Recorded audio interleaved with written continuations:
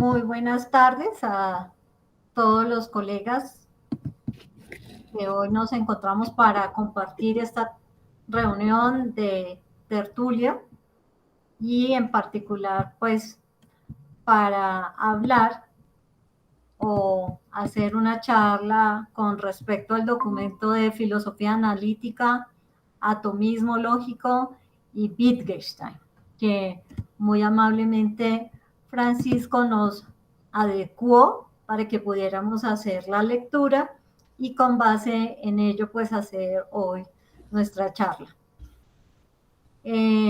Como ya veníamos trabajando hace unas semanas, el tema de la filosofía analítica, un poco sobre su contextualización, elementos de tipo histórico. En esta ocasión, pues nos centraremos en el tema del atomismo lógico, tomando como punto de partida a dos autores representativos como son Russell y Wittgenstein. Y muy seguramente que nos extenderemos un poco más en la persona de Wittgenstein. Voy a decir algunos elementos introductorios, de los cuales pues cada uno de ustedes podrá ayudar a ampliar y que no necesariamente tengamos pues que volverlo como una estructura fija, sino que podamos tener oportunidad de hacer esto una charla muy amable. Entonces, como algo introductorio, en el texto nos aclara que el atomismo lógico es un término cuya autoridad o paternidad se le asigna a Russell, ya que es la filosofía por la que él dice que desea abogar o defender, que puede ser denominada atomismo lógico como también pluralismo lógico, debido a que sostiene que hay muchas cosas, niega que hay una totalidad que compone a tales cosas. Es como una síntesis tomando las palabras exactas de Russell.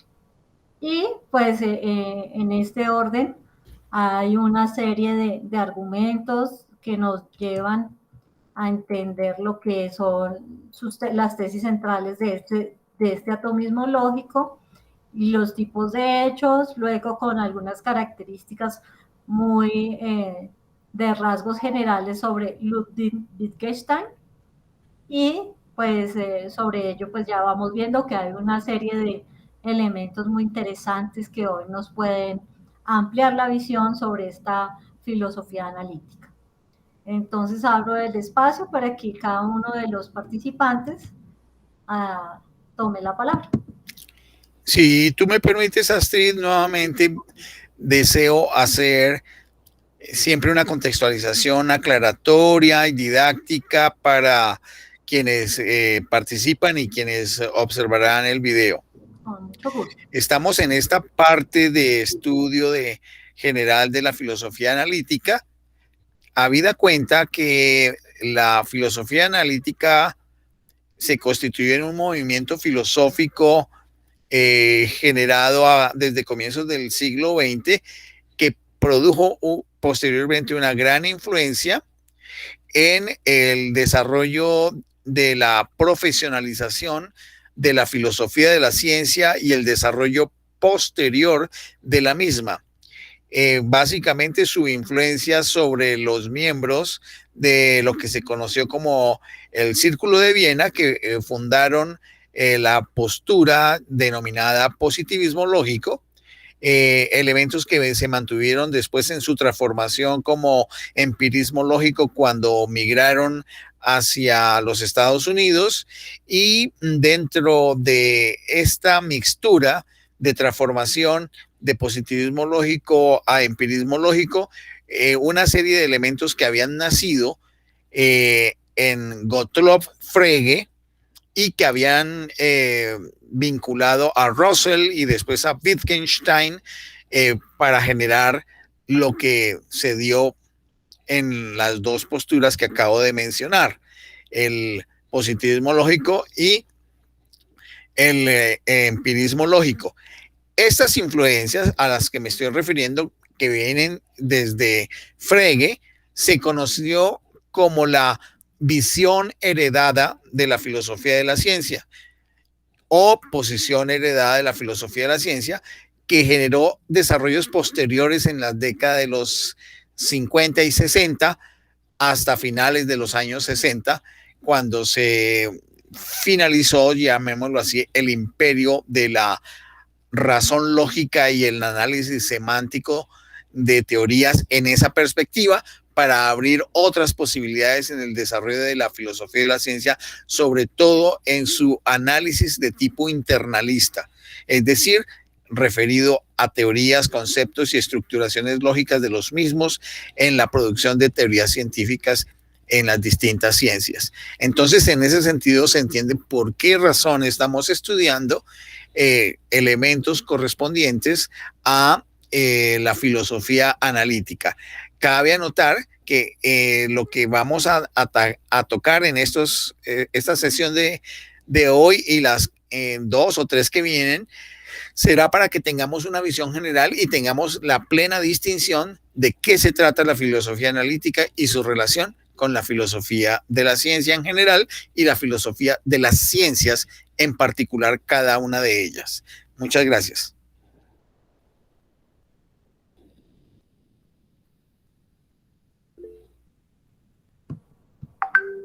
Sí, entonces con esta precisión de contexto que ya entonces Luis Francisco nos ha hecho, muchas gracias.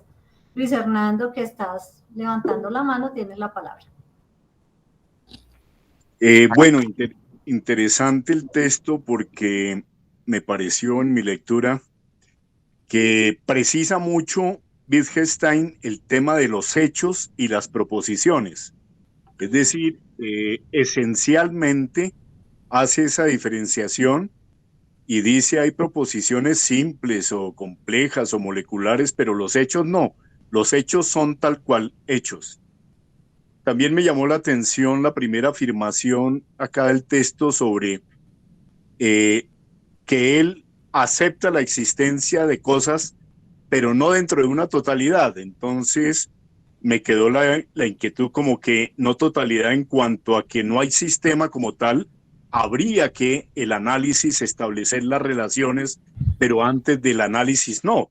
De pronto ese elemento de totalidad filosóficamente ahí en ese contexto me llamó la atención. Y segundo, en la lectura un poco me llamó la atención abajo, digamos, porque hay muchas referencias a su biografía, a su situación personal, un poco familiar, afectiva, emocional, al tipo, a la forma como se relacionaba. No era fácil el relacionamiento con él, parece, le queda uno en la lectura, pero bueno, independientemente de eso, pero me surgió una inquietud. ¿Cómo le dio tratamiento Wittgenstein, si le dio o no, a las proposiciones de la religión, de cualquier religión, no sé, de la que estuvo más cercanía, o del catolicismo, o del, no sé en qué religión, si estuvo adscrito a alguna religión o no, porque eso para el filósofo no es determinante para nada. Bueno, no creo ser religioso o no. Es decir, en el caso de Kant, Kant se mete con proposiciones metafísicas para hacer su crítica, pero no sabemos, o yo no sé realmente, desde el punto de vista de las creencias, qué pensaba Kant. No me interesa por ahora. Creo que Kant era un tipo no religioso, pero era un tipo como, bueno, que sí le interesaban esos temas. Entonces dejo ahí, me alargué. Es cómo le dio salida o cómo le dio tratamiento filosófico Wittgenstein a proposiciones religiosas. Si es el caso, si no tocó eso, no. Dejo ahí mi...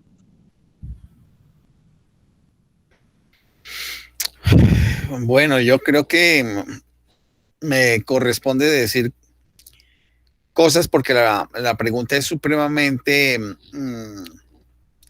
enraizada con la naturaleza de la personalidad, la historia de Wittgenstein, y a su vez está emparentada con lo que trataría el atomismo lógico y posteriormente pues su espíritu dentro del Tractatus Lógico Philosophicus y su relación con las posturas de los miembros del Círculo de Viena en la generación de los postulados fundamentales del positivismo lógico.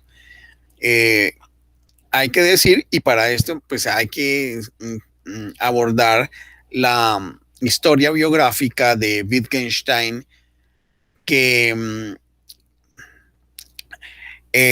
cuando él se enrola en el ejército austrohúngaro voluntariamente, a pesar de que no era apto, y trabaja en un barco dentro de la parte de un río en la parte oriental de Austria, fronteras, si no estoy mal, con Polonia, en una zona que llamaba Galicia, que no hay que confundir con la Galicia española. Se dedicó, mientras hacía sus vigilancias, a leer una obra de un escritor ruso que en ese momento se me escapa, pero que tiene que ver con un evangelio que escribe un escritor ruso que es novelista, pero ahorita no recuerdo el nombre, que lo marcó profundamente porque es un evangelio novelado con una perspectiva espiritual y mística que lo toca profundamente. Esto no influyó para absolutamente nada de su pensamiento filosófico, pero sí para su postura en la vida, que sí posteriormente se vinculó con el pensamiento filosófico. Entonces, lo que se puede ver acá es que las preocupaciones que tuvo Wittgenstein, que anotó en sus cuadernos de notas de 1915, 1916, en medio de la guerra, y posteriormente las notas que escribió también en cuadernos que constituyeron lo que se conoció como el Tractatus Lógico-Filosófico, que en algunas ocasiones escribió estando en medio de la trinchera y después como prisionero en el norte de Italia. Pues indudablemente que se enfocaron más hacia el grueso de la obra, hacia el análisis de las proposiciones en las relaciones entre pensamiento, lenguaje, lógica y mundo, más que todo eso. Y una parte final del Tractatus, que eso lo miraremos después, está referida a una serie de cosas que se escapan y van más allá de lo lógico, que no pueden ser concebidos dentro de lo lógico y la estructura lógica del lenguaje. Entonces, allí podría estar algo relacionado, no tanto con lo religioso, sino más con lo, llamémoslo así, ético-espiritual, de aquello que va más allá de la experiencia objetiva material, pero que toca la sensibilidad interna del espíritu. En la última parte del Tractatus podría haber algo de ese corte. Pero allí, por supuesto que todo ello escapa a toda la escalera de construcción lógica que está dentro del Tractatus. Por lo tanto, lo que yo puedo concluir ante la pregunta es que con respecto a los enunciados de tipo religioso, Wittgenstein no señaló ninguna cosa, excepto con algo parecido, y es que hay cosas de las cuales, por su naturaleza, están más allá de cualquier señalamiento en términos de enunciados, y que de ello no sabemos nada, y que preferiblemente es mejor guardar silencio, callar la boca o cerrar la boca. Es lo que yo podría decir un poco en relación a esta magnífica pregunta que hace Luis Hernando, pues a partir de lo que conozco de la vida de Wittgenstein en los estudios que he hecho, tanto en la obra de Monk, de la cual pues hay una reseña pequeña ahí al final del texto, como de el texto de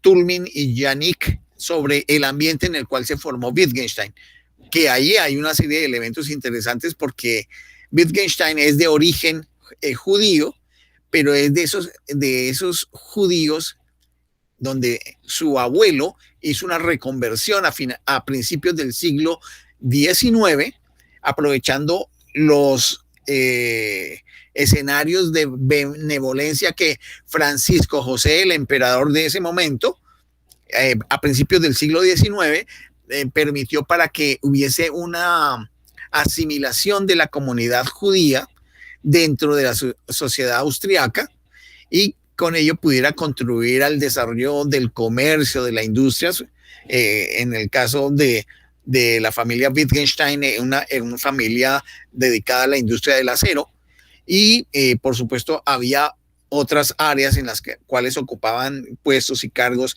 en términos de las leyes, en términos de las artes, del periodismo, y esto generó una amalgama de involucramiento de la comunidad judía dentro de la sociedad austriaca, donde había siempre una distinción entre lo que era toda la clase de la nobleza austriaca, que es una nobleza que tiene casi un milenio, y por supuesto es la patria de los Habsburgo, y por supuesto está el pueblo raso y está esta comunidad que se está asimilando, que es la de los judíos, comunidad a la cual pertenece Wittgenstein. Y por supuesto, entonces, generalmente los judíos que se involucran dentro de la comunidad austriaca, pues tienen que renunciar a todas sus tradiciones, su religión, y se asimilan como cristianos, generalmente luteranos y algunos otros católicos.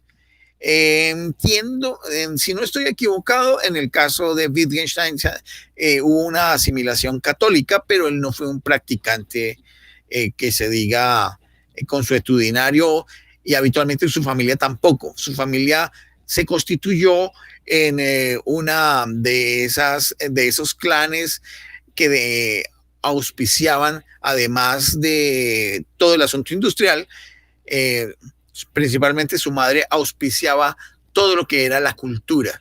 En su casa había varios pianos, había varias salas donde se reunían grupos de orquestación,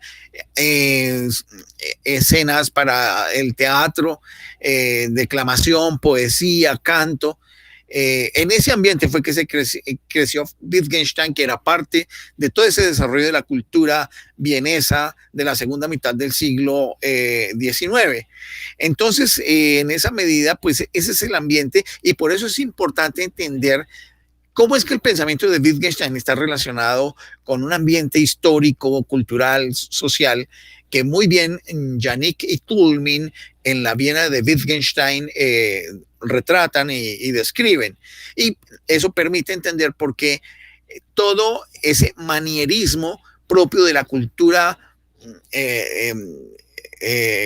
palaciega, de esa cultura de las altas clases nobles del imperio austrohúngaro, viene a darse una ruptura que se da en las artes, en la música, en el periodismo, la literatura, y eso empieza a ser buscado por muchas personas de la sociedad austriaca, y dentro de esa colada pues aparece la figura de un muchacho como Ludwig, que no quiere estar en esos ámbitos y tampoco quiere acceder a los sueños de su padre, que tenía esa visión no palaciega, sino una visión más pragmática de tipo empresario norteamericano, porque hay esa influencia del desarrollo empresarial industrial transnacional que había en el padre de Wittgenstein, que quería que sus hijos reprodujeran esa estructura. Yo me detengo ahí porque pues son muchas más cosas, pero esto va entendiendo, va dando a entender, perdón, mucho mejor por qué aparece ese pensamiento como el de Wittgenstein, que recoge a Frege, recoge a Russell y hace su propio planteamiento. Hola. Hola, ¿me escuchan? Bien, sí, Armando. Bueno, no, pues un poquito para redondear o ampliar o bueno, por una imagen que viene a mi mente a raíz de la pregunta de Luis Hernando. Y es que yo veo que hay como una diferencia entre el mundo religioso, el mundo espiritual y el mundo intelectual. Y veo que Wittgenstein, cuando hablamos de su atomismo lógico, pues definitivamente lo que hace es recoger toda esta, digamos, esta división entre el aspecto metafísico y que finalmente fue lo que dio como la gran fuerza al Círculo de Viena. Entonces, cuando él está hablando de hechos y proposiciones, y está hablando de hechos de atomismo, proposiciones particulares, ¿ya? Y proposiciones universales.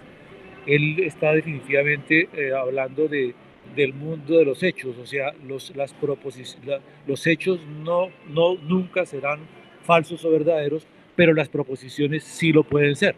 O sea, es la construcción y vemos todo este fenómeno que se va dando de Wittgenstein a través, digamos, de la filosofía del lenguaje y cómo, digamos, se convierte en el eje de desarrollo de su pensamiento. Ahora, también me parece muy curioso que él cuando muere, pues tiene un funeral católico. Tengo entendido que fue así.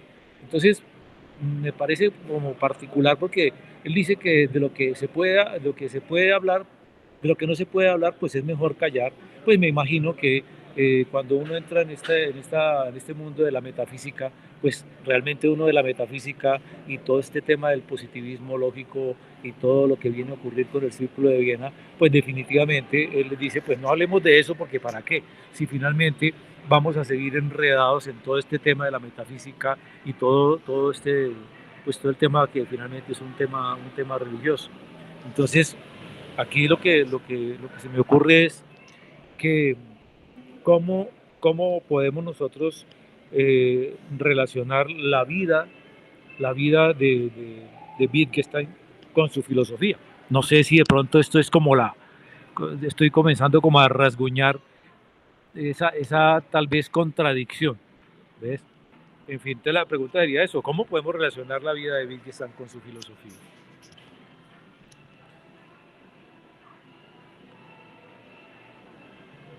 Se nos fue Francisco.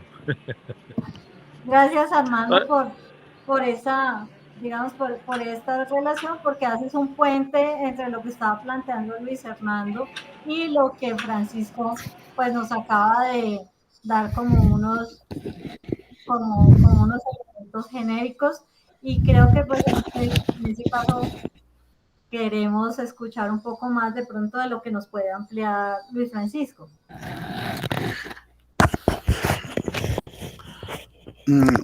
Bien, el asunto es que Wittgenstein no se le puede ubicar que tenga contradicciones porque hay que entender lo siguiente. Primero que todo, el atomismo lógico es una ontología y vamos a explicar eso. El atomismo lógico es una ontología que permite un trabajo de análisis filosófico, y en este caso es un trabajo de análisis filosófico en relación con el lenguaje y su vinculación con el mundo, pero no entendido el mundo como una generalidad, sino como el mundo como una serie de eventos que ocurren, tal como alguno de ustedes dos ya lo había señalado, Luis Hernando, creo que Luis Hernando. Es indudable que la idea del atomismo lógico viene como una creación principalmente de Russell, por supuesto en sus discusiones con Wittgenstein, y que están vinculadas en algo que había derivado de Gottlob Frege en su relación a la crítica de, de, la, de la teoría de la denotación y la conceptografía de Frege. Y aquí, entonces, esta ontología supone una forma de realismo, es decir, que se admite la existencia de entes independientes de la conciencia, que reacciona contra el idealismo inglés que había sido encarnado en la figura de Bradley. Este filósofo Bradley y los idealistas de la escuela de Oxford, que es contraria a la escuela de Cambridge, donde estaba Russell y después estuvo Wittgenstein, pensaban los de Oxford que el mundo era un todo interdependiente regido por una lógica monista única, según la cual cada cosa se constituye en una relación con todas las demás. Entonces esto implica, pues por supuesto, una ontología de tipo global que implica mucho más ampliamente pues una metafísica, una concepción más allá de lo físico. Así, esa totalidad constituye un sistema de relaciones que determina el ser de cada individuo o elemento, teniendo en cuenta que hay una ley general que los cubre. En esta, pues, llamémoslo así, concepción idealista de Bradley y todos sus miembros de la escuela de Oxford. Y dentro de esa generalidad, incluyendo las relaciones dentro de la naturaleza interna de cada individuo. Contrario a esta filosofía, el planteamiento de Russell propone lo siguiente. Hay 4 cosas, y esto nos va a permitir entender cómo esas 4 cosas asimiladas en Wittgenstein hacen característico su pensamiento y su alimentación de la filosofía analítica que después influiría en el positivismo lógico. Entonces, miremoslo. Primero, las relaciones son independientes de los términos relacionados. Son de tipo externo. No constituyen ni el ser de las cosas relacionadas, ni son una propiedad de ellas. Entonces, está viendo que las relaciones son interacciones. 2, en relación con el realismo, existen hechos, observen, hechos cuya realidad es independiente de que sean conocidos o no. Pero estos hechos no es de una totalidad, sino hechos que son hipótesis que puedan existir y en la medida en que se van encontrando, pues se van descubriendo. C, el pluralismo. Dice, existe una pluralidad de hechos cuya verdad no depende ni de la totalidad, porque no se concibe que haya totalidad, ni de la verdad de otros hechos, sino que cada hecho tiene su veracidad, su verdad, independientemente de los demás, sino por su propia experiencia. Y de, pues, la última, 4, el atomismo. Dado que el pluralismo es existente en lo que nos encontramos en el mundo, el trabajo del conocimiento consiste en descomponer los hechos complejos hasta llegar a los elementos más simples. En este trabajo de análisis, la lógica matemática permite desentrañar la lógica de la cual esté constituida el mundo. Si ustedes se dan cuenta, estos 4 elementos van a ser los componentes fundamentales que después se van a desarrollar dentro de lo que sería la filosofía analítica, el carácter analítico. Y como les dijimos hace 8 días, la filosofía analítica no se constituyó en ninguna escuela, sino unas maneras de hacer filosofía que tienen en cuenta estos elementos de relaciones independientes, de una actitud realista, de un pluralismo de las experiencias y de los hechos y una descomposición hasta la unidad mínima de los elementos complejos que uno puede encontrar en el mundo.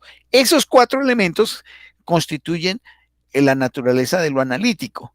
Entonces, en esa medida es que el pensamiento de Wittgenstein se alimenta de eso.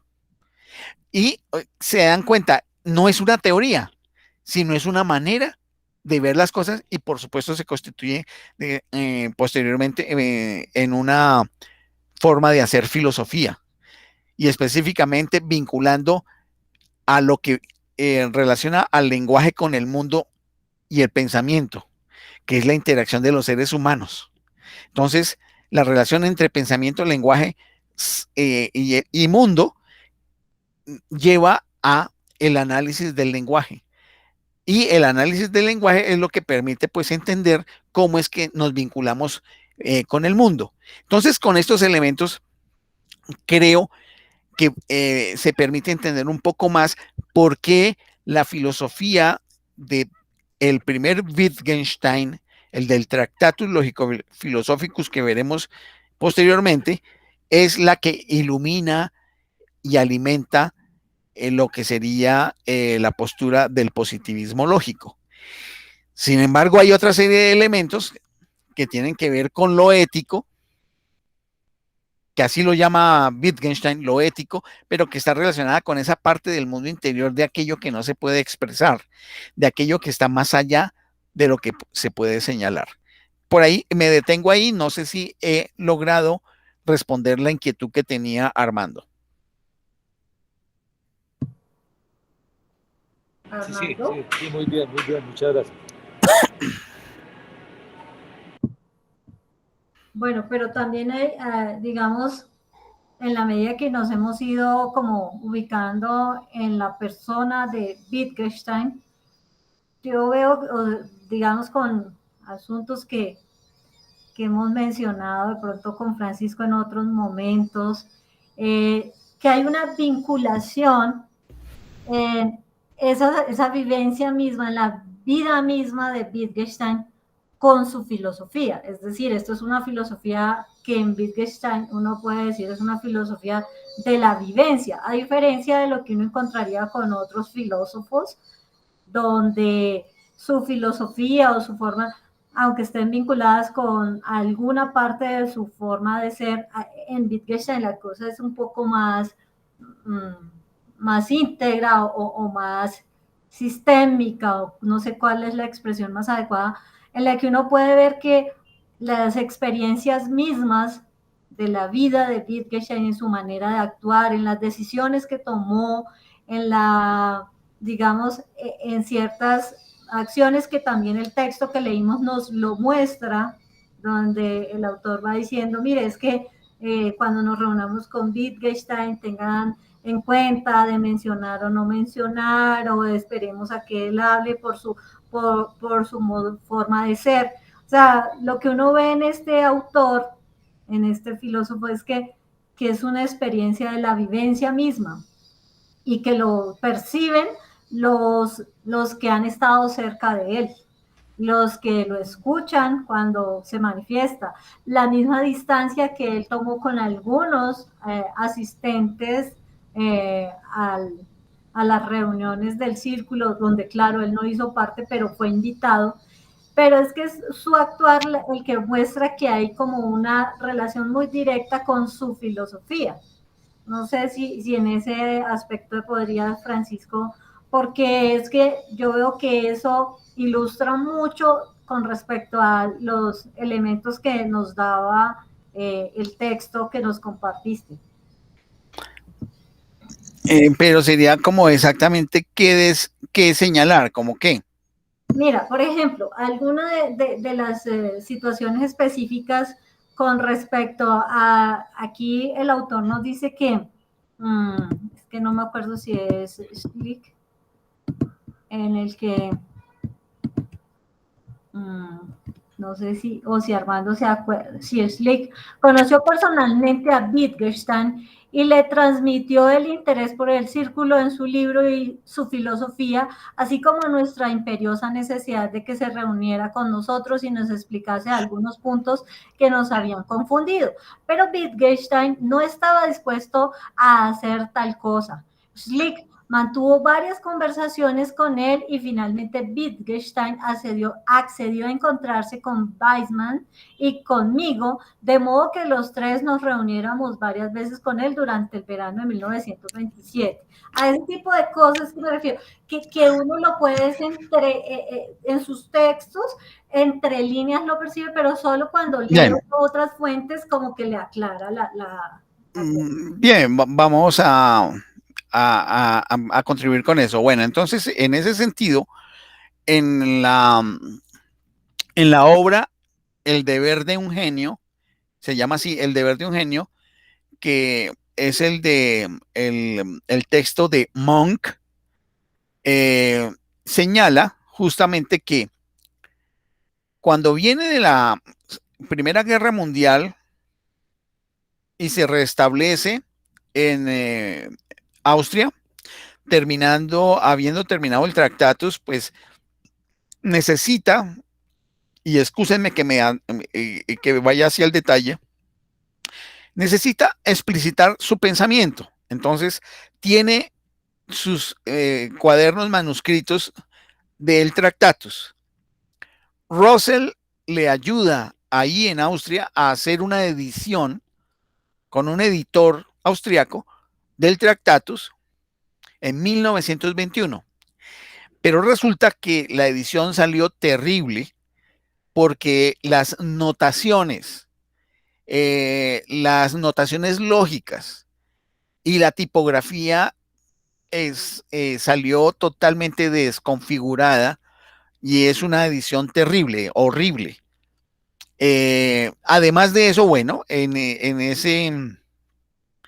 esa primera edición, pues había la posibilidad de hacerle el prólogo por parte de Russell a Wittgenstein. Una vez leído el manuscrito, se supone que Russell y Wittgenstein ya hacia 1920 pues habían vivido una experiencia muy larga de más de 8 o 9 años de relación, donde había habido una relación muy rica entre 1911 y 1913, pero que tuvo una ruptura, y justamente después de la muerte del papá en 1913 de Wittgenstein, que le tocó asumir otras responsabilidades, tuvo un distanciamiento con Russell, porque hay una serie de eventos que acontecen entre ellos que pues no es en este momento para señalar, aunque es muy fascinante eso, pero en esa medida se siguen comunicando, y después de la guerra,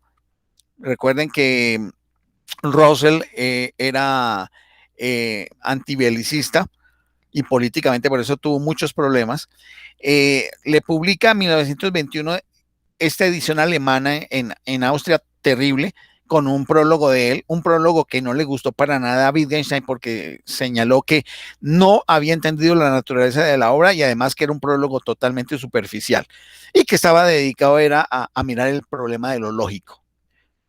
Él le dice a von Ficker, otro autor, que realmente el propósito del Tractatus no es un propósito del desarrollo de lo lógico, sino está dedicado a aquellas cosas que justamente no dijo, pero que sugiere a través de lo que dijo. Esa es una de las complicaciones que hay siempre con la lectura de Wittgenstein, porque él fue siempre misterioso en ese sentido. Él decía, yo digo las cosas que no digo a través de lo que digo.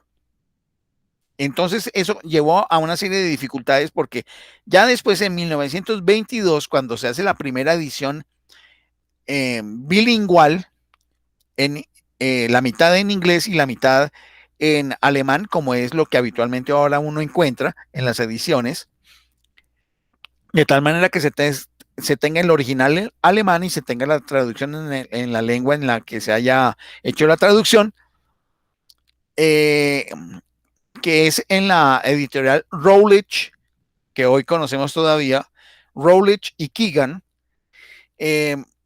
Allí nuevamente señaló que lo que se había querido decir en el Tractatus no es lo que la gente le ha entendido. Por eso, a lo largo de los años que vienen, 22, 23, 24, 25, 26, él se retira de la actividad filosófica. Y un tiempo sirve como jardinero en un monasterio y el otro tiempo sirve como maestro de escuela dentro del sistema de escuelas de Austria, donde no le fue muy bien porque al final de cuentas golpeó a una niña y tuvo que huir. A raíz de esto es que vienen los contactos del profesor Schlick, que era el que estaba coordinando el grupo del Círculo de Viena, y entonces ahí sí retomo lo que Astrid estaba señalando. Esto para que se pueda entender muy bien el asunto. Esa actitud retraída y distante, y en algunos casos, algunos podrían catalogar de prepotente, porque él creía que con el Tractatus había resuelto todos los problemas de la filosofía. Cuando se le quiso entrevistar, entonces se reunió efectivamente con Schlick, con Weizmann y algún otro que mencionó así que ahorita no recuerdo. Y Carnap.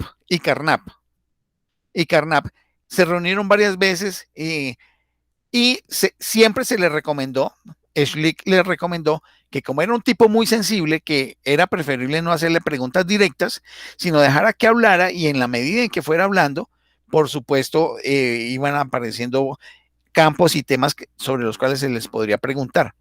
Pero el asunto es que en las distintas reuniones que se hicieron con estos miembros del círculo, y después cuando hubo alguna que otra reunión ya con todo el grupo, él hizo una serie de conductas que pues son extrañas. Primero que todo, pues todos se sentaban en círculo y todos estaban esperando que Wittgenstein empezara a dar explicaciones. Y en una ocasión lo que hizo fue sentarse de espaldas al círculo y empezar a leer en voz alta unos poemas de Rabindranath Tagore. Pero con ello quería dar a entender algo. Y principalmente Weizmann, que fue el que estuvo mucho más tiempo y que tomó notas de él, de hecho le ayudó en algunos trabajos de transcripción cuando él estuvo en una cabaña en Noruega, lo acompañó en varias oportunidades y tomaba notas de lo que él iba hablando. Trató de entender cómo era la cosa.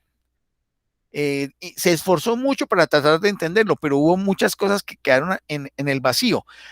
Por eso, lo único que queda es lo que está escrito, porque incluso Wittgenstein en su manera de explicar no fue suficientemente claro ni preciso.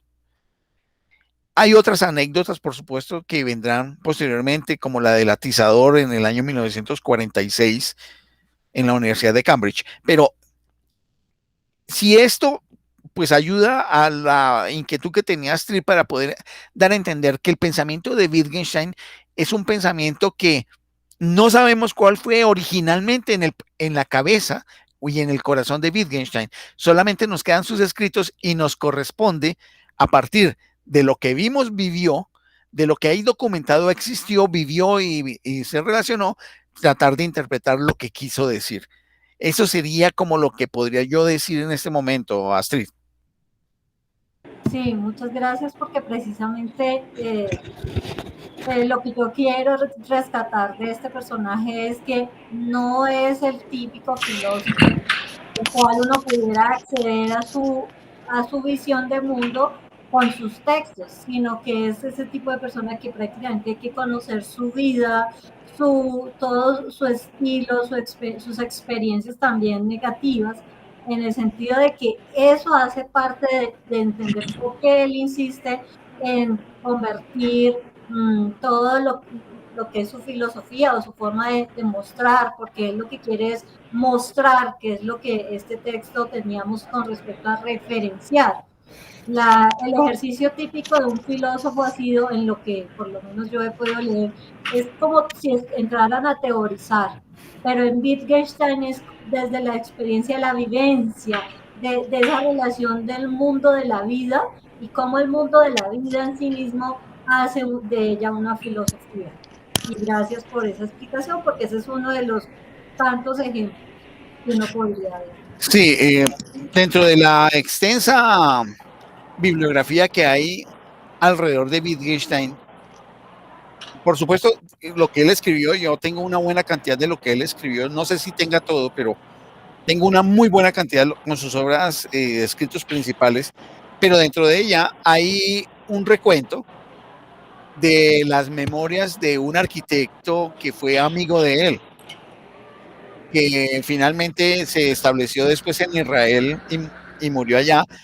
Me estoy refiriendo a Paul Engelmann, que fue amigo de juventud, porque él era amigo de la familia, arquitecto, y de hecho él, junto con Wittgenstein, hizo la remodelación de la casa de la hermana de Wittgenstein, que estaba en la ciudad de Viena.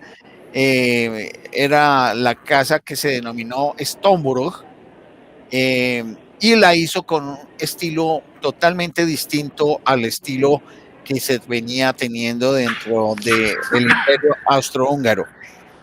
Fue una casa de formas minimalistas, de líneas supremamente claras y fijas, lineales, con unas mediciones que rayaban hasta lo obsesivo, unas mediciones de las cuales se dedicó el propio Wittgenstein. Entonces, ustedes se pueden dar cuenta, un hombre que se dedica por un lado a la jardinería, después a ser maestro de escuela, después tiene desesperaciones místicas, después debates filosóficos, después que da clase con grupos de estudiantes muy pequeños y que por momentos se sale no por la puerta del salón, sino se sale por la ventana, y cosas de esas, más otras anécdotas, llevan a ver que había genio, pero podría haber también locura.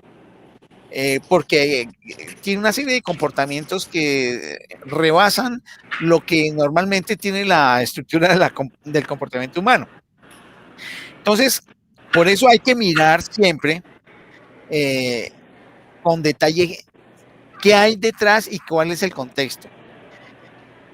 Hay unos escritos también de Wittgenstein en relación con una crítica a una obra de un místico británico que se llama algo así como Anotaciones a la rama dorada, si no estoy mal, donde hace unos cuestionamientos justamente al carácter de lo espiritual, religioso y de lo ético.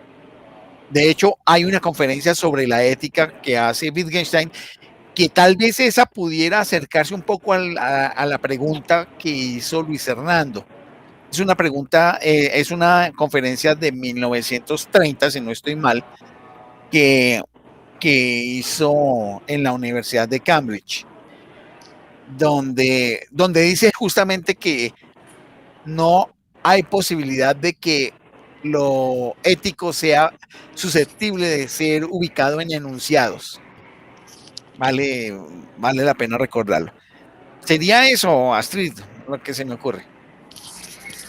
Me están haciendo pensar en que nuestro amigo Wittgenstein, no sé si esté, digamos, bien, pero yo veo que cuando el hombre plantea hechos atómicos o hechos particulares y habla de hechos generales o universales y que los mismos son negativos o positivos, me da la impresión de que definitivamente él está planteando pues, que la filosofía analítica definitivamente se mueve, como decimos ahora, que es como la moda, en el aquí y en el ahora.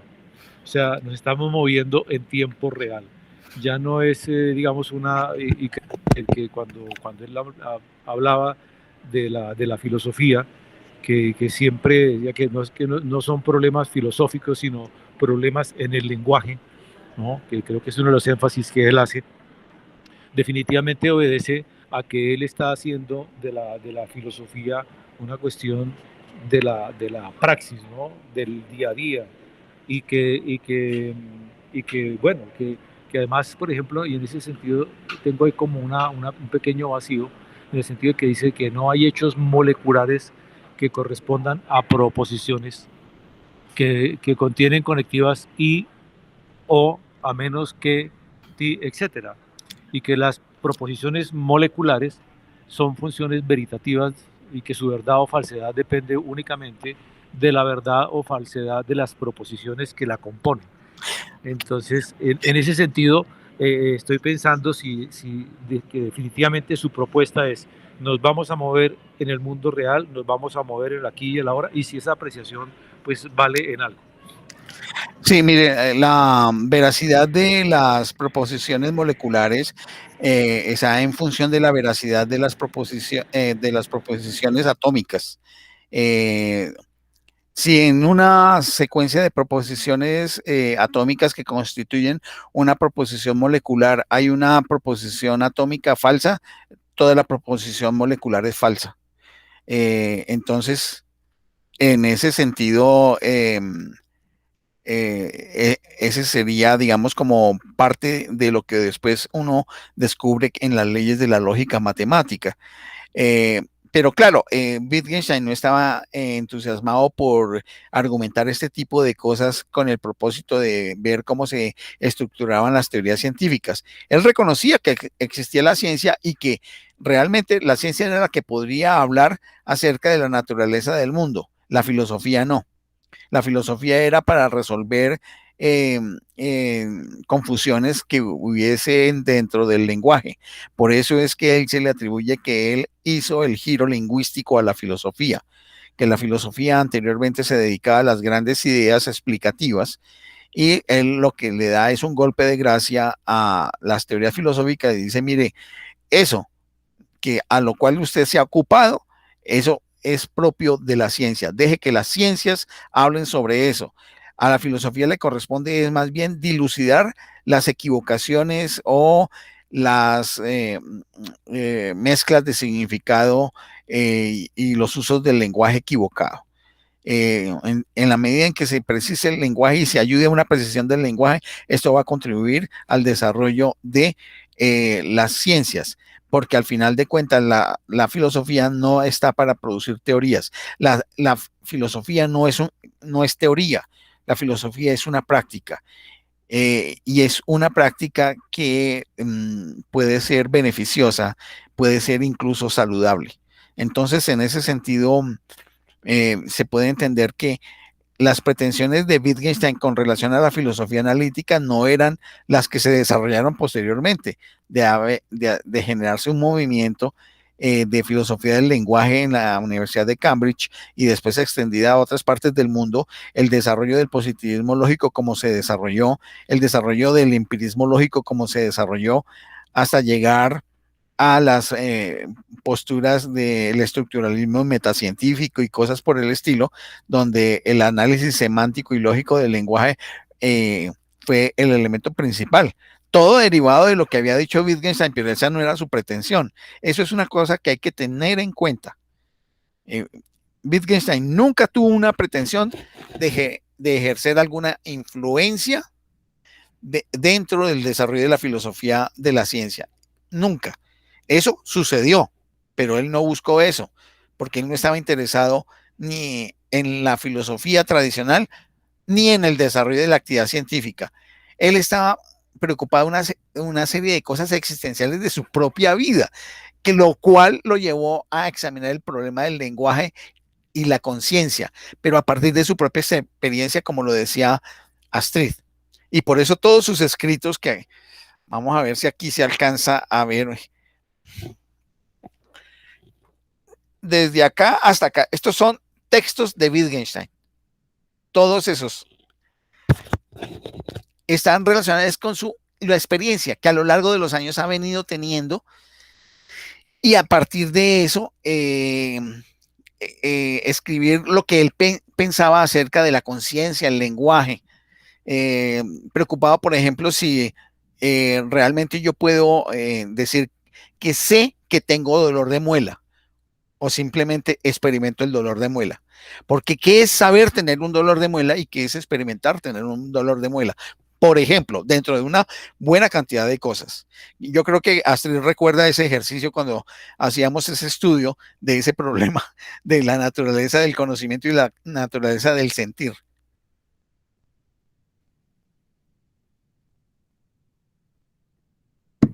Pues precisamente por eso también es que me llama mucho la atención el traer aquí a colación pues esas experiencias que en otro contexto pudieran parecer son como anécdotas aisladas, pero que en realidad lo que hacen es mostrar cómo Wittgenstein lo que hizo fue convertir su propia vida en una experiencia de el hacer filosofía, el vivirla, y eso darle una consistencia a su manera de cómo expresa lo que expresa, y que, por ejemplo, como lo habíamos mencionado en la última parte de la tertulia pasada, se trata de recoger de una manera muy interesante en esa película que tú nos compartías, porque tratar de recuperar es como ir más bien al espíritu mismo de esas expresiones que bien pueden volverse como elementos instrumentalizados de una filosofía, pero que cuando nos acercamos a la vida del personaje, entonces esos enunciados, esos aforismos, por ejemplo, que aparecen en el Tractatus, cobran un significado diferente. Y entonces ya uno no se acerca a la obra, se acerca al autor mismo. Y pues en ese caso, pues a mí eso sí me ha impactado mucho. Claro, pues el Tractatus comienza con un enunciado de la siguiente naturaleza. El mundo es todo lo que es el caso. Y continúa. El mundo es la totalidad de los hechos, no de las cosas. Observen que hacen una distinción aquí epistémica y ontológica. El mundo es la totalidad de los hechos y no de las cosas. Pero no es porque Wittgenstein haga la distinción ontológica y epistémica. Yo como lector hago la interpretación. A él no le interesó hacer ese tipo de distinción. Continúa. El mundo está determinado por los hechos y por ser estos todos los hechos. Pues la totalidad de los hechos determina lo que es el caso y también todo lo que no es el caso. Incluso las traducciones, ustedes se dan cuenta, son bastante abigarradas, son enunciados supremamente condensados y potentes. La naturaleza del desarrollo de la obra hace que sea una obra cortica, de poquitas páginas, pero con una potencia de pensamiento que obliga a pensar y repensar. Por eso las ediciones del Tractatus Lógico-Filosófico, además de estar en alemán y en las lenguas correspondientes, tienen una inmensa cantidad de pies de página, pero que no son hechos por el Wittgenstein, sino por quienes hacen la traducción y los analistas filosóficos que dan su punto de vista de lo que pudiera ser, sin necesidad de que efectivamente ese sea el punto de vista. Yo he leído y he releído lo que es legible, porque les dije que hay una parte que no es abordable por mí, subrayado, muchos elementos, y ver cómo ese sistema de aseveraciones que hace Wittgenstein, que las hace numeradas, relacionas una con otra en un sistema lógicamente consistente, sólidamente consistente. Y en esa medida, él considera que eso permite resolver cualquier problema ya de la filosofía, porque le dice a la filosofía, mire, usted no tiene que dedicarse a resolver cierto tipo de cosas acerca del mundo, porque para eso están las ciencias. Para eso están las ciencias. Entonces, todo lo que hemos elaborado hasta acá es un camino que nos permite ir más allá y abordar aquello de lo cual no podemos hablar. Pero botamos todo el conocimiento anterior, como cuando abandonamos una escalera por la cual hemos subido, y nos dedicamos a otra cosa, pero que está relacionada con el silencio. Realmente esto lo hace complejo. Luis Hernando quiere hablar.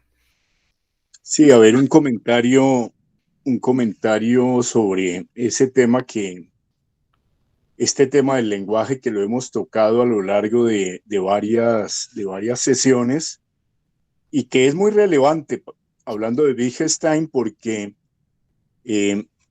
por la idea de tener un lenguaje, llamémoslo científico, o un lenguaje que no diera lugar a equívocos.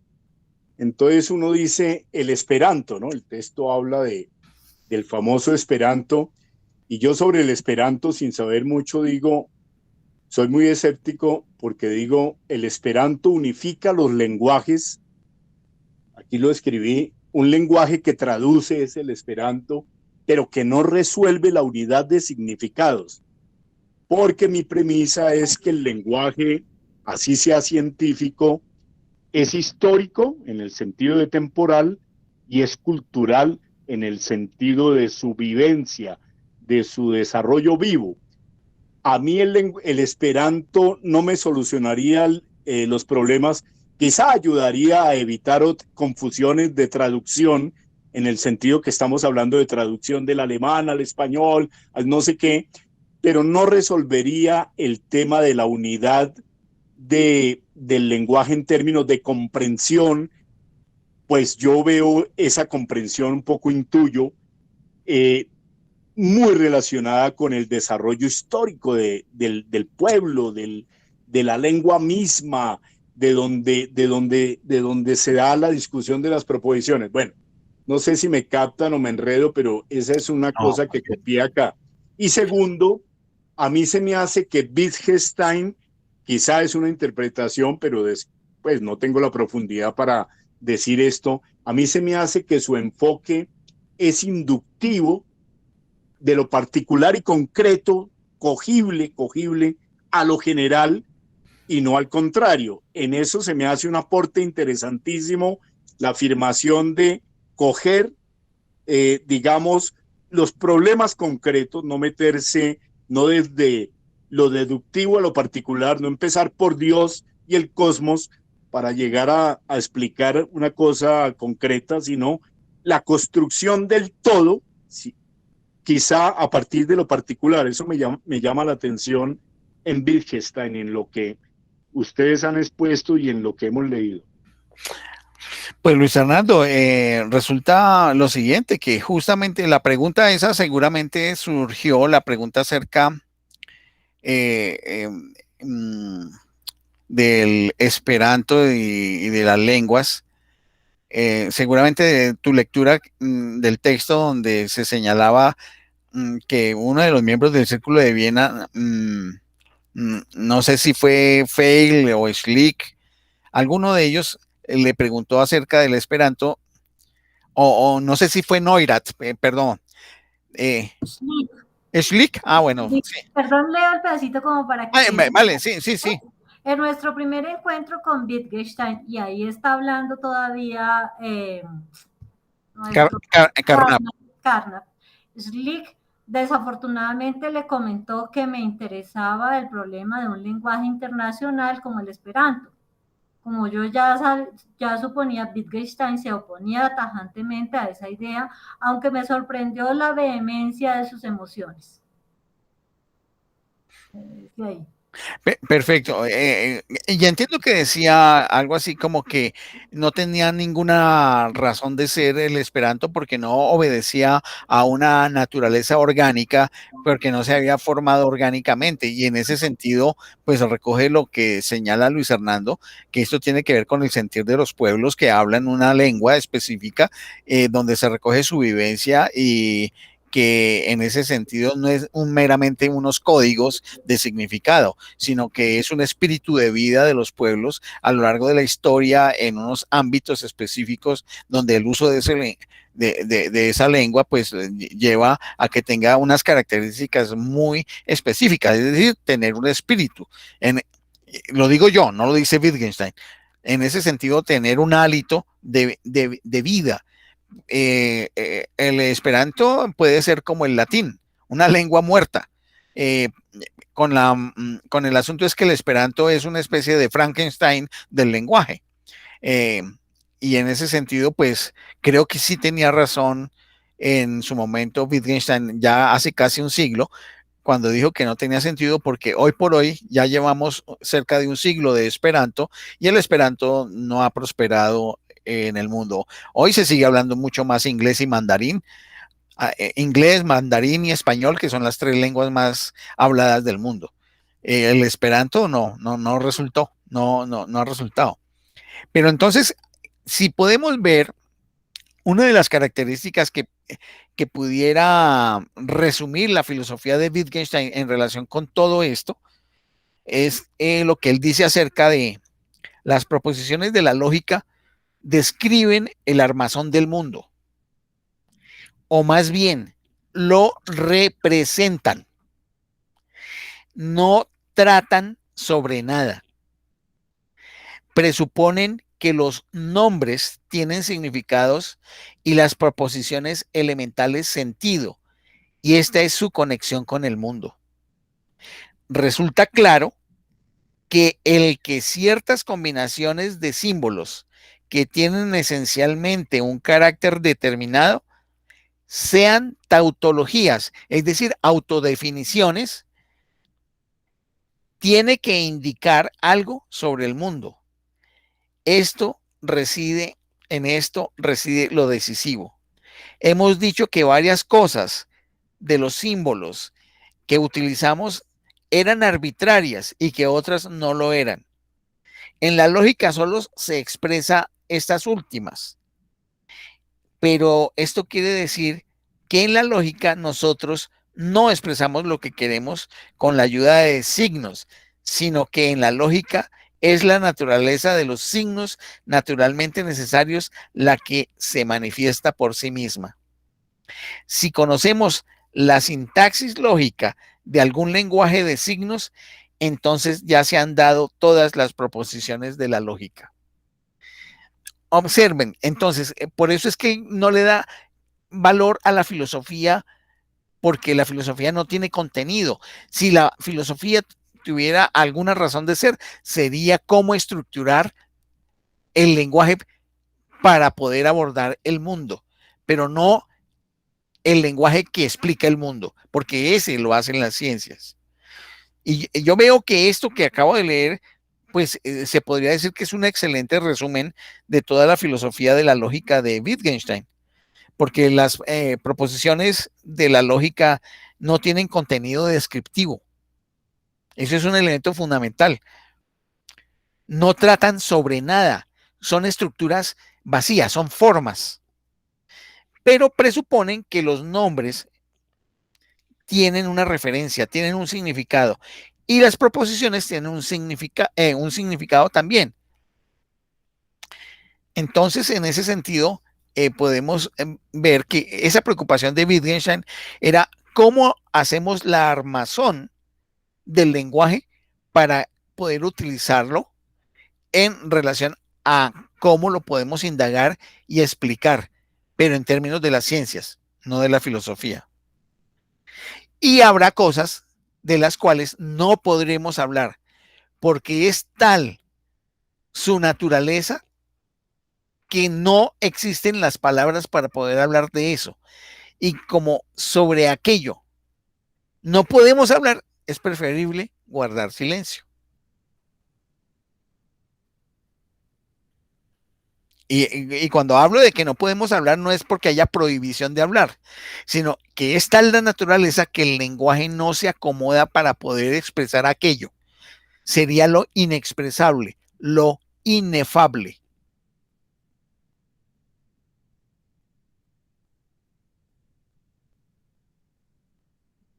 Y creo que acaba de pasar lo inexpresable e inefable en esta tertulia.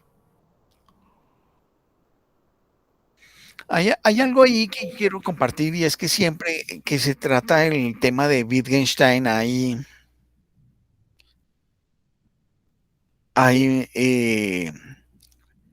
profundas reflexiones, muchas de ellas que de verdad no podemos poner en palabras, pero que van más allá de la razón, tocan la razón, pero van más allá de la razón.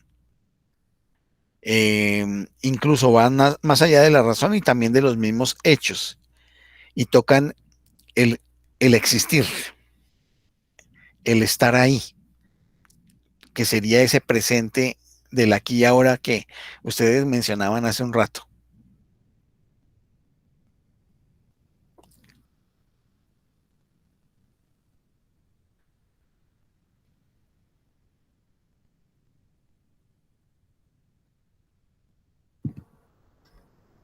No sé si en esto también, pues no sé si les genera a ustedes alguna reflexión de orden más particular sin necesidad de siempre estar en el autor.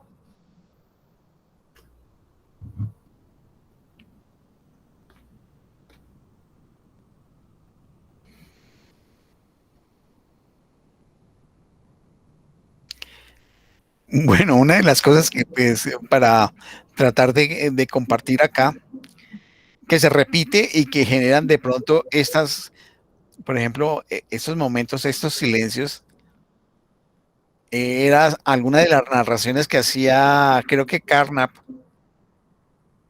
en el sentido de que muchas veces cuando se hablaba, Wittgenstein era colérico frente a ciertas cosas, eh, pero tenía algunos silencios y de pronto soltaba una buena cantidad de palabras muy bien articuladas, muy bien dichas, que generaban todo un sentimiento porque venían con toda una carga emocional, pero también con una inmensa genialidad de lo que articulaba, que llevaba en algún momento determinado a un silencio de sus contertulios, porque parecía que esto que se había dicho era de inspiración suprema, de venida más allá, de venida de los dioses, venida del Olimpo, venida de Dios, como le quisieran llamar, y que pues obviamente eran elaboraciones supremamente lúcidas.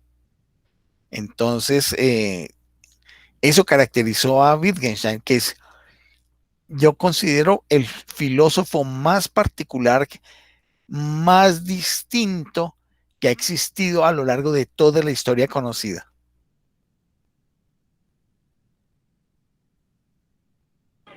Porque, con esto que estamos planteando y ese silencio que se creó ahorita, pues yo creo que cualquier cosa se detiene, ¿no? Porque si él dice aquello de lo que no podemos hablar es mejor callar, pues entonces creó un silencio.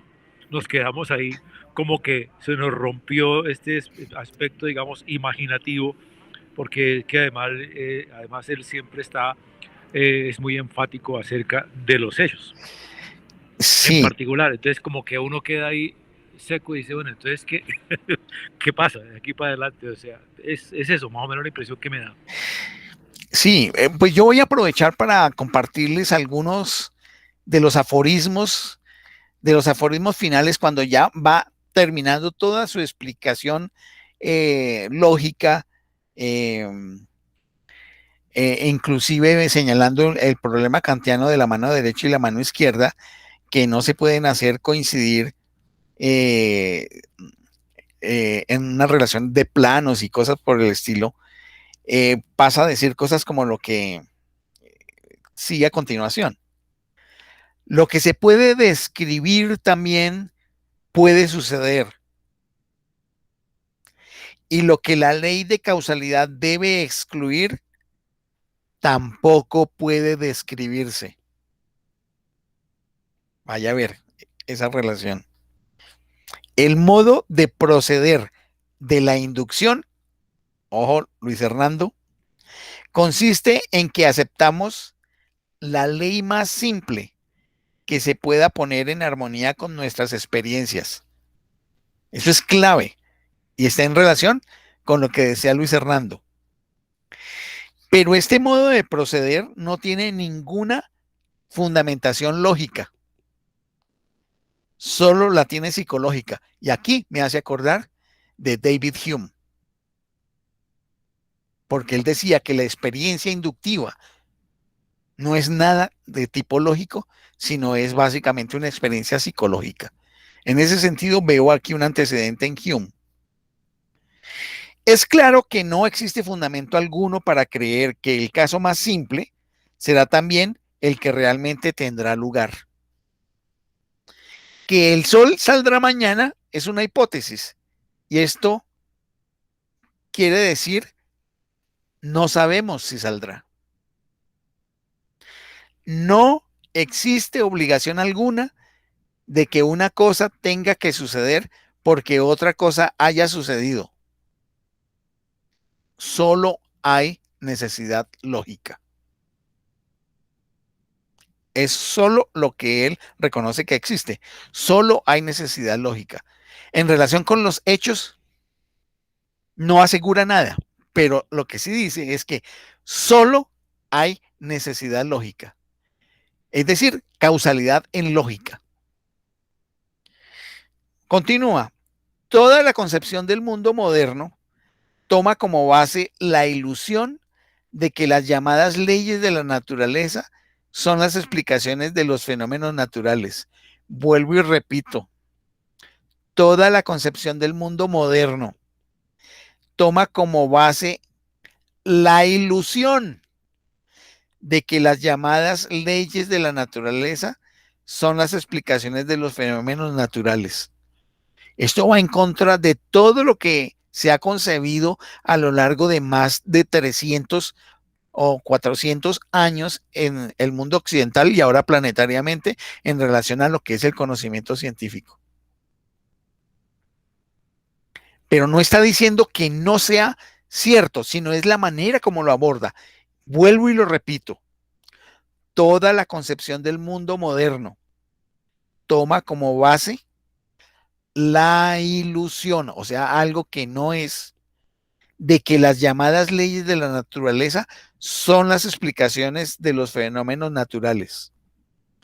Uno podría decir, las leyes de la naturaleza son las formas como nuestra conciencia ha armado la comprensión de cómo funcionan los fenómenos, pero que de eso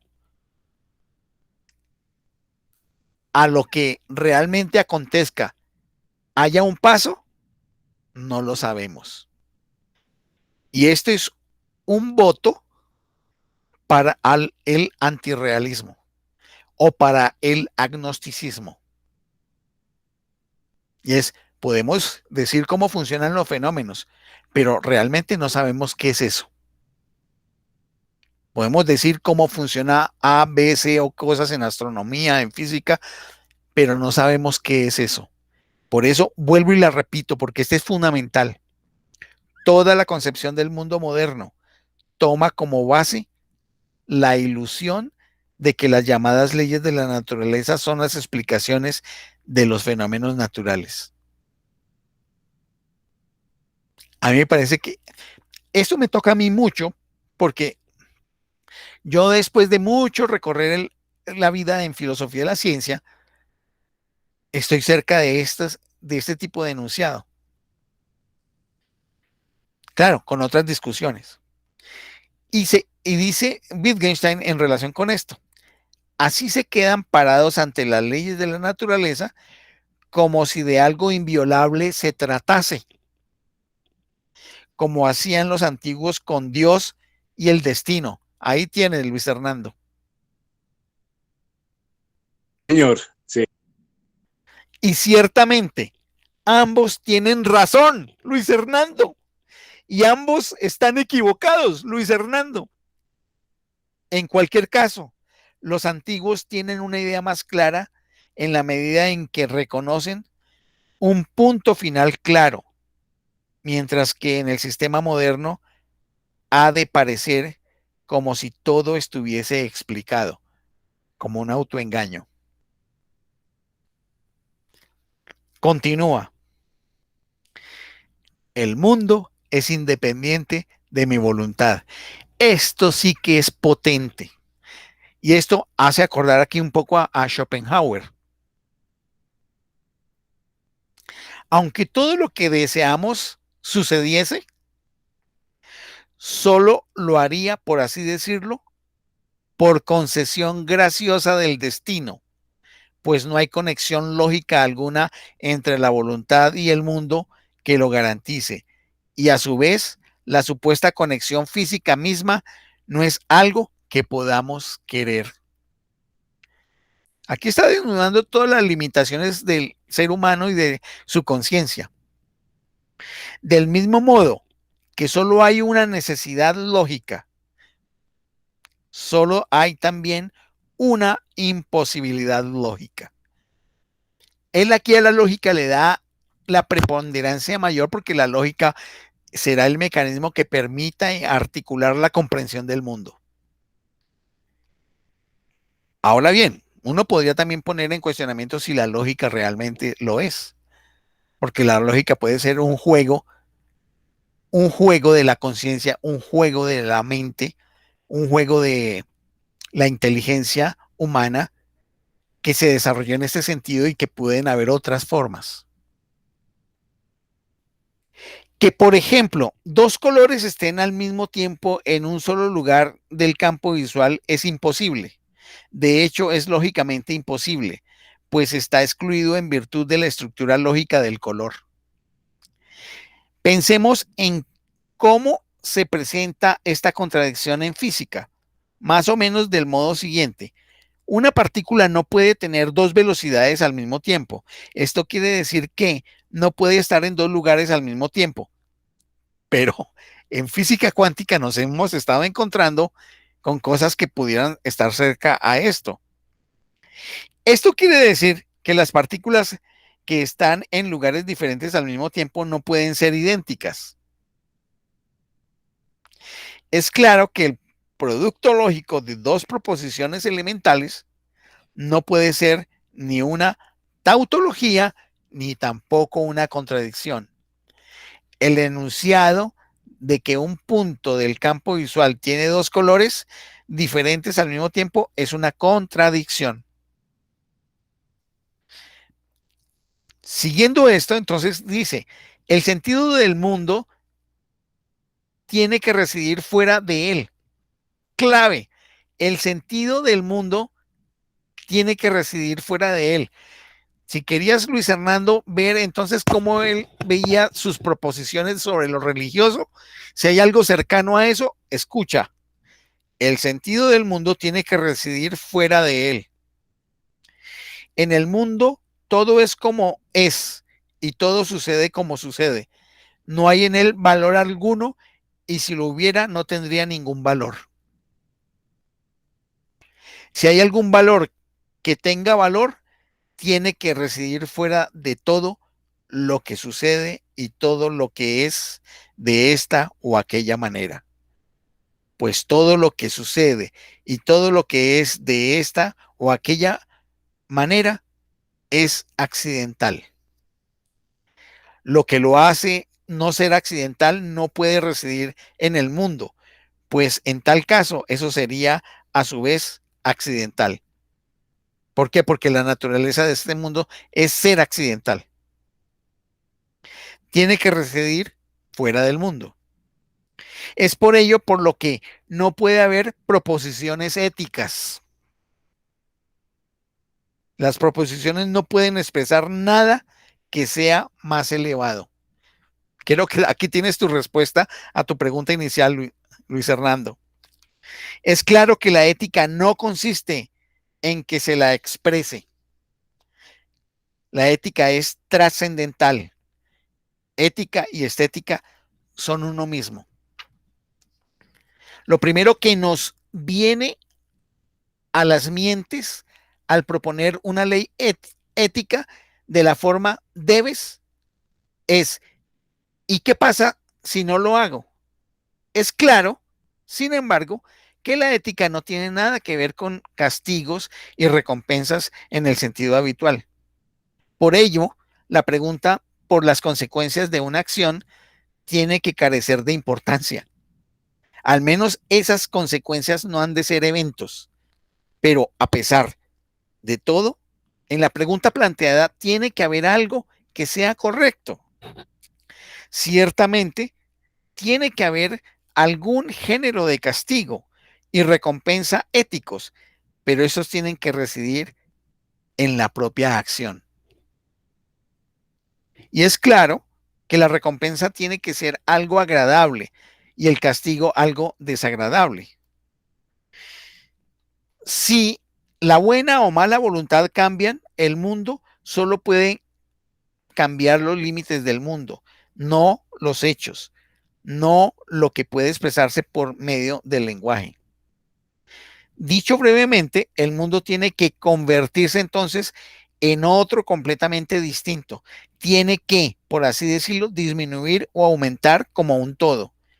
El mundo del que es feliz es diferente del que aquel que es infeliz.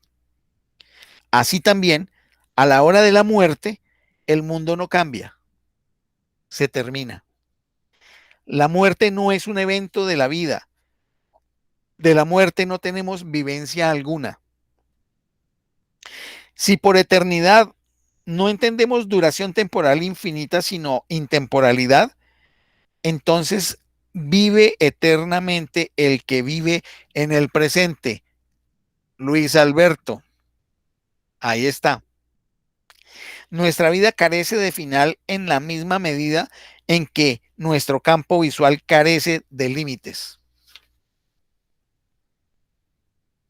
Y continúa, la inmortalidad temporal del alma humana, es decir, su eterna supervivencia incluso después de la muerte, no solo no está garantizada en modo alguno, sino que, sobre todo, esta suposición no sirve en absoluto para lo que siempre se ha pretendido alcanzar con ella.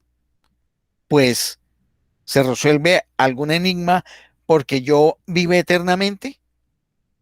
¿No es quizás esa vida eterna tan enigmática como la presente? La solución del enigma de la vida en el espacio y en el tiempo reside fuera del espacio y el tiempo. Yo creo que aquí ustedes están viendo una naturaleza de orden profundamente místico y trascendental. Está intentando de hablar de aquello que habitualmente no se puede hablar. No son problemas de la ciencia natural los que se han de solucionarse aquí.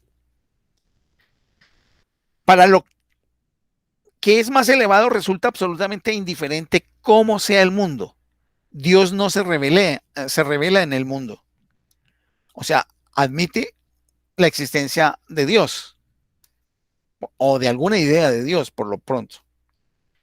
Y dice, los hechos, todos ellos pertenecen solo a la tarea, no a la solución.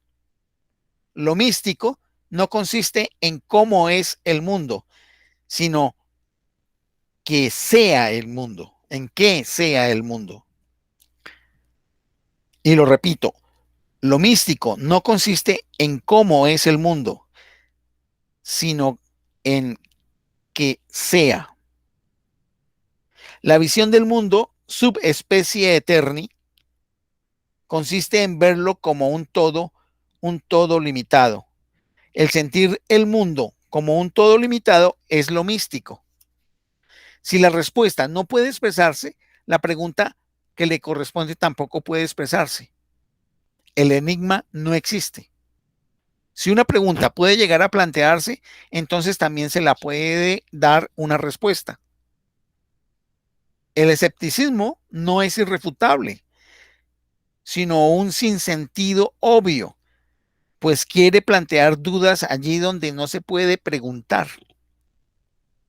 Pues una duda solo puede existir allí donde existe una pregunta solo donde existe una respuesta, y esta última solo donde puede decirse algo. Sentimos que aun cuando todas las posibles preguntas científicas hayan obtenido una respuesta, nuestros problemas vitales ni siquiera se han tocado. Desde luego, entonces ya no queda pregunta alguna, y esto es precisamente la respuesta. Vuelvo y leo este. Sentimos que cuando las posibles preguntas científicas hayan obtenido una respuesta, nuestros problemas vitales ni siquiera se han tocado.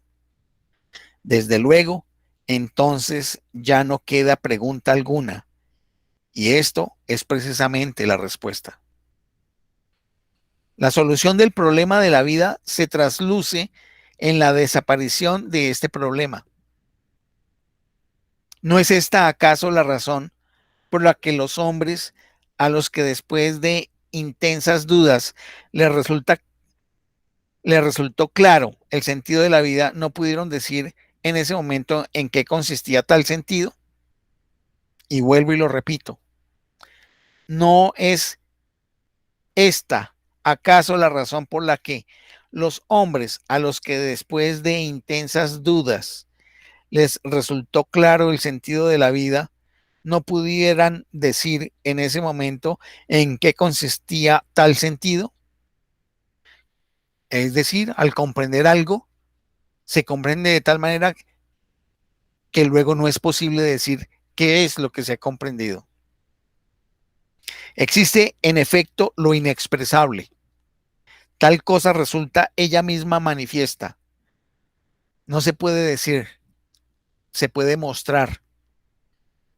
Es lo místico. El método correcto en filosofía consistiría propiamente en esto, no decir nada más que lo que se puede decir, esto es, proposiciones de la ciencia natural. Algo, por tanto, que no tiene nada que ver con la filosofía. Y entonces, siempre que alguien quisiese decir algo metafísico, demostrarle que no había dado significado alguno a ciertos signos de sus proposiciones, este método no sería satisfactorio para la otra persona. No tendría la sensación de que le estábamos enseñando filosofía, pero tal método sería el único estrictamente correcto. Mis proposiciones son elucidaciones de este modo. Quien me entiende las conoce al final como sinsentidos, cuando mediante ellas, a hombros de ellas, ha logrado auparse por encima de ellas. Tiene, por así decirlo, que tirar la escalera una vez que se ha encaramado en ella. Tiene que superar esas proposiciones,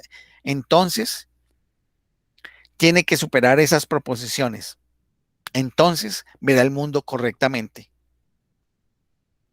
Y finaliza diciendo, de lo que no se puede hablar, hay que callar la boca. Les he leído la última parte de Wittgenstein, del Tractatus, que es donde comienza lo que no es lógico. Todo lo anterior es todo el asunto del lenguaje y la lógica. Y le leí la última parte. Y por eso él decía que en esta obra él ya había resuelto todos los problemas de la filosofía. Después se arrepiente, años después dice que no. Y por eso escribe sus otras obras, otros manuscritos con su obra fundamental siguiente, que son las investigaciones filosóficas. Ahí me detengo.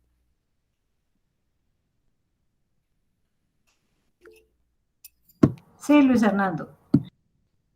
Que surgen otras, pues claro, lo que lee Francisco es muy sugestivo desde Wittgenstein y empieza uno a sentir, por ejemplo, temas para otras tertulias. Por ejemplo, la proposición misma, el mundo es independiente de mi voluntad, es muy profunda y conduce a, eso es muy de Schopenhauer, eso lo retoma Nietzsche, pero le da la vuelta.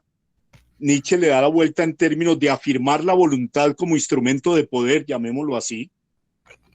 Y me parece muy interesante porque su implicación fue, todos sabemos, aunque yo no tengo certeza de su interpretación, que el nazismo tomó ese tratamiento que le da Nietzsche al tema de la voluntad derivado de Schopenhauer para decir, uno construye el mundo que quiere y los nazis lo pretendieron, bueno, pero no me quiero meter en esa discusión, pero sí en una discusión muy seria que me gusta en Nietzsche, que es el carácter no teleológico de la historia. Es decir, no hay una visión, un punto de llegada previsto como en el marxismo, sino la concepción de historia en Nietzsche parte de este tema del azar, de lo accidental. Es decir, que se construye como quiera la voluntad de hacerlo, y voluntad quiero decir del individuo y de los acuerdos que los sujetos logren, ¿no? Pero me parece bastante interesante porque ahí hay una discusión de fondo. ¿El marxismo es teleológico? Nietzsche no. La concepción de historia de Nietzsche es un poco de esta familia filosófica de Schopenhauer y todo. Entonces, en lo que leíste me pareció, claro, muy profundo, y como que conduce o a afirmar el agnosticismo o a afirmar también el carácter no teleológico de la historia y de la vida misma. Excelente, no, excelente tu reflexión, sí, es indudable. Y ahí yo le sumo a otra filosofía teleológica que es la fenomenología hegeliana. Está ahí también alimentando ese carácter teleológico y teleológico de la historia, de tal manera que se clasifican incluso los pueblos, de los pueblos con historia y los pueblos sin historia, es decir, los pueblos que están por construir su historia.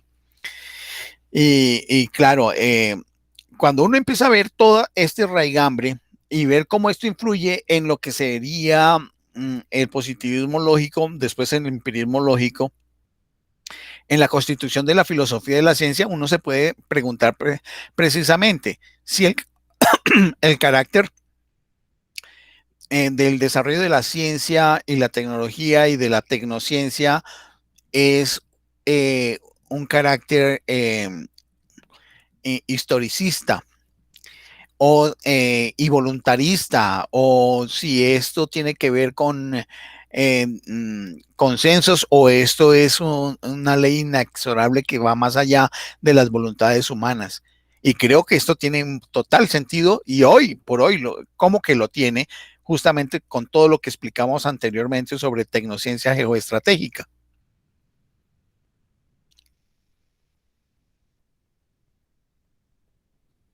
Perdón, sí, muy interesante.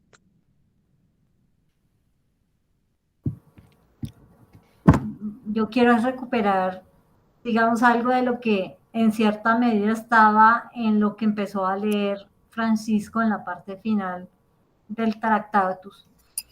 Y cómo es que en la vida misma de Wittgenstein se mueve en, uno diría, como entre el ser y el no ser. Y es específicamente, por ejemplo, cuando tenemos sobre los comentarios de Monk en su obra o el tratar de él hacer una biografía de Wittgenstein, dice que, en mi opinión, el autor exhibe un talento de exposición de hechos y actitudes y consigue relacionar y explicar algunos de los comportamientos de Wittgenstein. Buen ejemplo de ello es la interrelación entre la dependencia afectiva de Wittgenstein y su aparente contrario afán de soledad y retiro. O sea, es ese juego entre aquello como que lo que es y lo que no es, lo mismo en los aforismos, cada uno de los que, pues por lo menos los que hoy ha presentado Luis Francisco y que hemos hablado en otros momentos, cuando está mencionado, para dar como un argumento, precisamente maneja esos dos niveles o ese ir y venir entre el doble ejercicio del ser y el no ser, digámoslo en términos de otros filósofos. Y ahí es donde está el elemento de lo trascendente, pero vinculado con lo inmanente.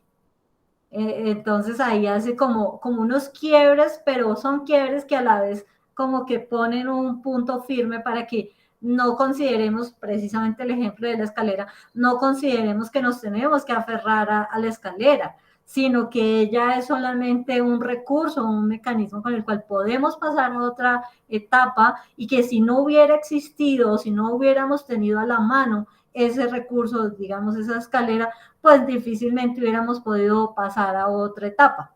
Y es eso que a mí me parece que es como de la vida misma, en la cual muy difícilmente nosotros caemos en cuenta, porque es que nos apegamos a una teoría en la filosofía de la ciencia, o nos apegamos a un conocimiento que hemos adquirido porque nos pareció muy útil, pero difícilmente salimos de ese estadio y nos proponemos como superarnos a nosotros mismos en ese proceso.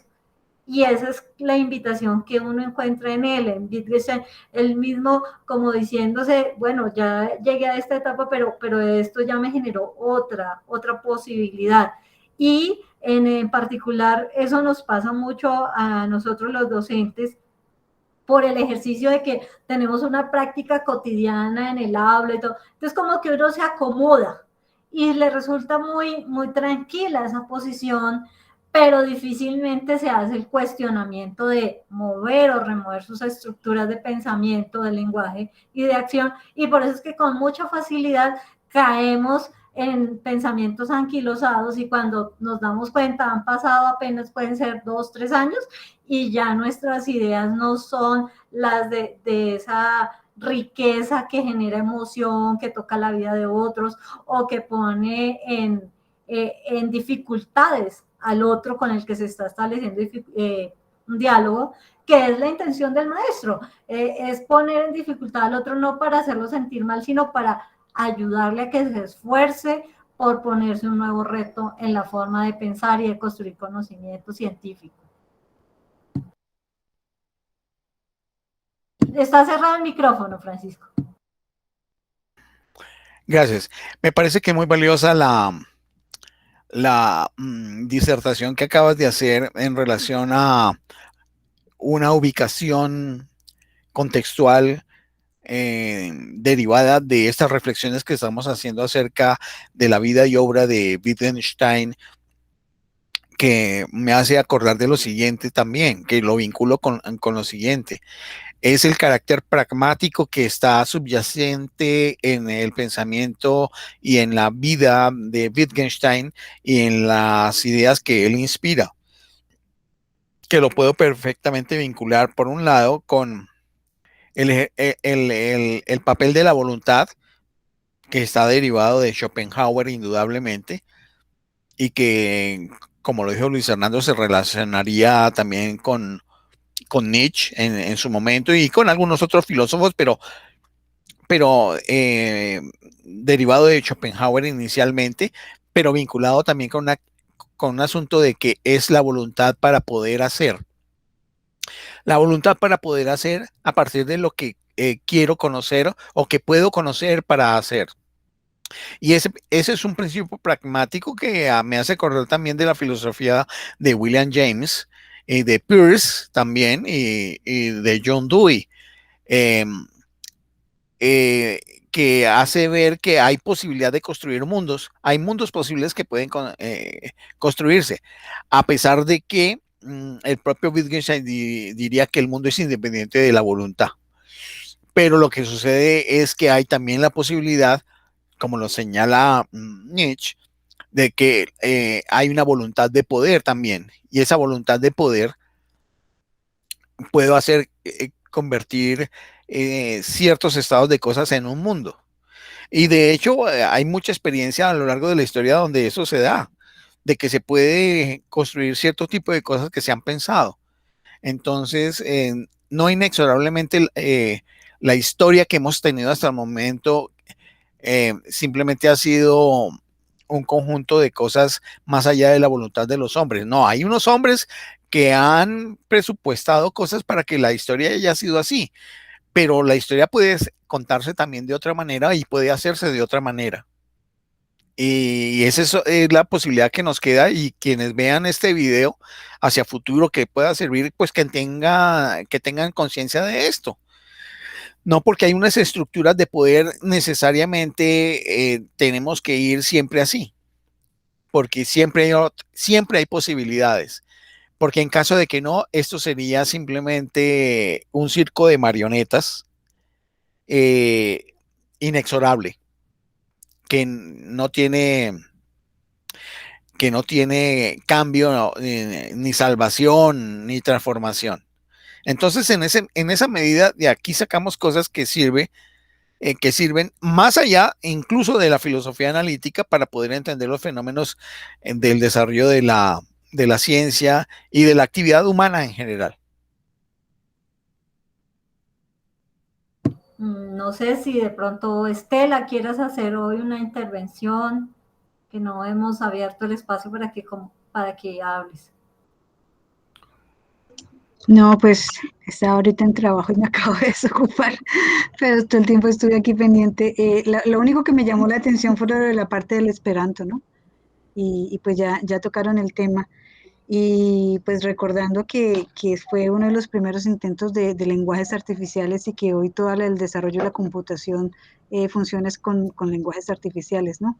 Pero pues eso sería como una discusión diferente. Cuando Francisco decía que el Esperanto había pasado 100 años y no progresaba, yo a veces me ponía a pensar que era voluntad política. Si hubiera algún estado interesado en que eso prosperara, pues para adelante había sido. Pero se dio como se dan las cosas naturales y pues a nivel de creación del lenguaje natural, pues no fue como fue. Entonces, pues básicamente eso es lo único que tengo que decir. Y qué pena, pero es que últimamente me han puesto capacitaciones a esta hora. No, no hay problema. Eres bienvenida siempre. No sé si Armando o Luis Hernando, como alguna última apreciación para nuestra parte final. No, mirar el video para reflexionar. Sí, volver a ver la película.